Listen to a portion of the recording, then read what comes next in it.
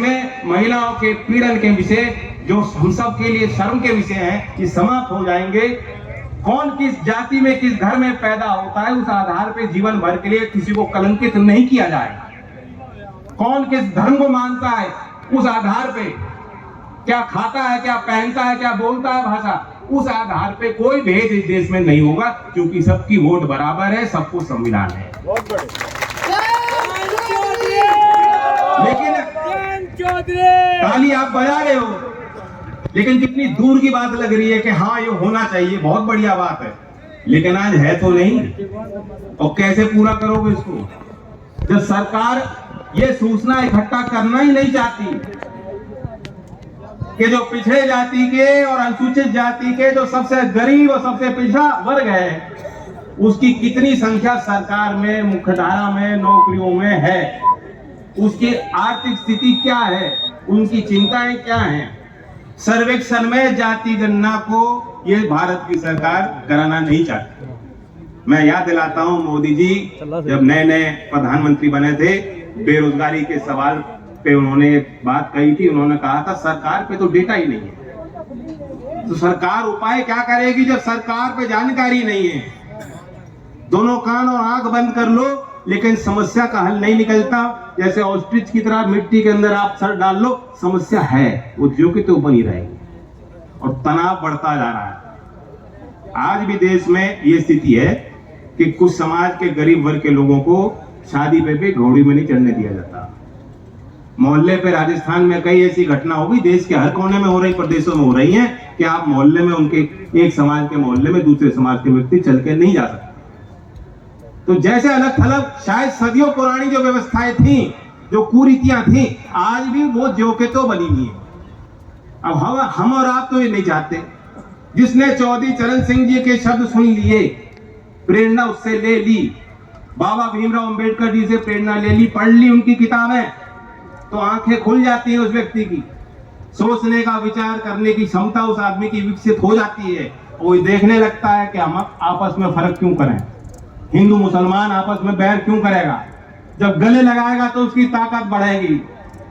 जब हिंदू मुसलमान मिलकर ईद और होली मनाएगा, दिवाली मनाएगा, उसकी ताकत बनेगी, देश मजबूत होगा। लेकिन आज भी वो ताकतें हावी हैं जो चाहती हैं कि मुसलमान मुसलमान के मोहल्ले में रहेगा और होली और दिवाली के समय हम अपना भारत का ध्वज लेके और आपत्तिजनक बयान देके और एक मॉब बना के चलेंगे। तो त्योहार तो खुशी के पल होते हैं। मेरा तो मन अब त्योहार मनाने का नहीं रह गया। मैंने बचपन में सारे त्योहार मनाए, घर में मनाते देखे हैं। हर त्योहार के पीछे को मिठाई होती है, विशेष मिठाई बनती है उस पर्व पर। घर के मोहल्ले के दूर दराज के लोग आते थे, घरों में घर के दरवाजे खुले होते थे और दावत होती थी। जिसकी क्षमता होती थी वो दावत देता। लेकिन आज वो माहौल तो नहीं है। भले लोग अब त्योहारों में बच्चों को कहते हैं बेटा बाहर मत जाना, बाहर मत जाना, बेकार में, फिजूल में मुकदमेबाजी होती है, मुकदमे लिखे जाते हैं, झगड़े पुराने पनप रहे होते हैं संपत्ति के, घर में तनाव होते हैं, और जब त्योहार होता है तो धाड़ धाड़ हो जाती है।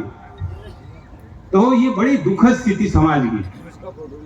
लेकिन हम और आप तो बदलना चाहते हैं, जो कुर्सी पे बैठे हैं वो बदलना नहीं चाहते। ये देश में इसको बदलना है, इन चीजों को, तो सामाजिक क्रांति की जरूरत है। जो सामाजिक क्रांति एक समय जो चिंगारी आपने चौधरी चरण सिंह जी के समय चलाई, बहुत लोग रहे, क्रांतिकारी लोग रहे, बाबा श्यामल, विजय पथिक जी, हम उनकी जयंती मनाने राजस्थान गए, पता लगा कितनी बड़ी शख्सियत, कितनी बड़ी उन्होंने क्रांति करी, कैसे क्रांतिकारी उनके विचार थे। तो आपने चौधरी साहब की मूर्ति लगाई है। मैं उम्मीद करता हूं कि उससे आप प्रेरणा लेंगे, अगली पीढ़ियां पढ़ेंगी, समझेंगी। बहुत कुछ हमें करना है। गन्ने की आपको पता है क्या स्थिति है यहाँ जो मिले हैं।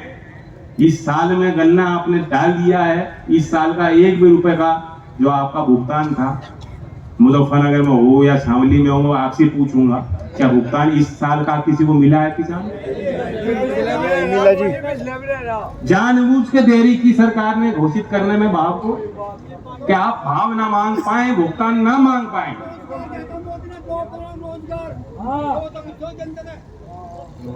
सारी बात है, अब तो वो जमाना नहीं रहा कि चीज छुपती है।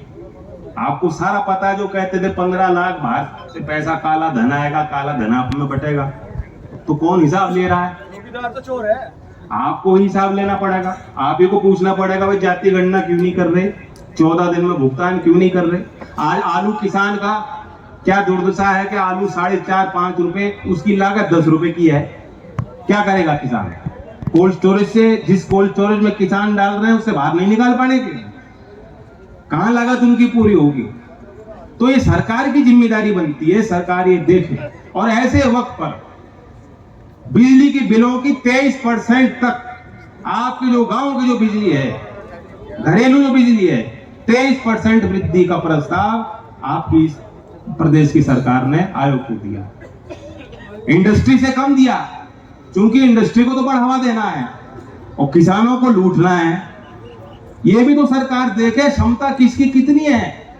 उद्योगपति दे सकता है, लेकिन ये भोला वाला काश्तकार आज वो बिजली का बिल देने की स्थिति में नहीं है।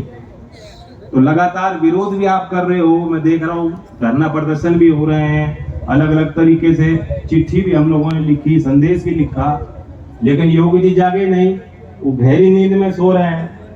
मुझे नहीं समझ में आता। और उनके बारे में कहते हैं कि कितना बढ़िया आदमी, ना आगे ना पीछे। इससे तो बढ़िया वो है जिसका परिवार हो, क्योंकि जो इसके परिवार होते हैं वो सोचता है भाई आगे क्या होगा। ये इनको तो कोई चिंता ही नहीं है।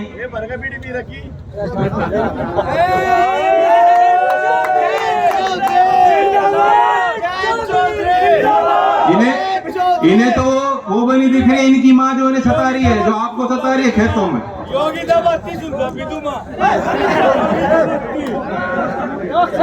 मैं आपको यही कहूंगा, ठीक है नौजवानों की बात होती है ना, लेकिन ये आप सोचो, आज भी आपकी संगठन की बहुत शक्तियां हैं। राजपाल सैनी जी ने बात कही, बिल्कुल सही की। भाई सामने वाले झूठ बोल सकते हैं, बोल रहे हैं, बड़े बड़े वादे करते हैं, जो बात उन पे घेरा जाता है तो दूसरी बात लेके आ जाते हैं कि पुरानी बात भूल जाए लोग। बिल्कुल बिल्कुल बोले, झूठ बोले, बड़ी बड़े झूठ बोलते हैं, लेकिन हमारा आदमी भी, आप भी बात समझ जाना जानते हो अपनी बात कैसे समझाई जाती है। आप सबकी जो एक एक यहाँ बैठे हैं, आप सबका बहुत बड़ा दायरा है, आपके अंदर बहुत बड़ी शक्ति है काम करने की। मैं इतनी मेहनत नहीं कर सकता, 10 गुना मुझसे ज्यादा मेहनत आप कर सकते हो। और अगर मैंने ये ठान ली है, चौधरी अजीत सिंह जी के जयंती पे हमने जन्मदिन पे उसको शुरुआत की, इस संसद के सत्र के बाद एक व्यवस्थित तरीके से उस अभियान के तहत मैं गांव-गांव में जाऊंगा। अगर मैं कर सकता हूं काम, तो मुझसे 10 गुना ज्यादा काम आप कर सकते हैं।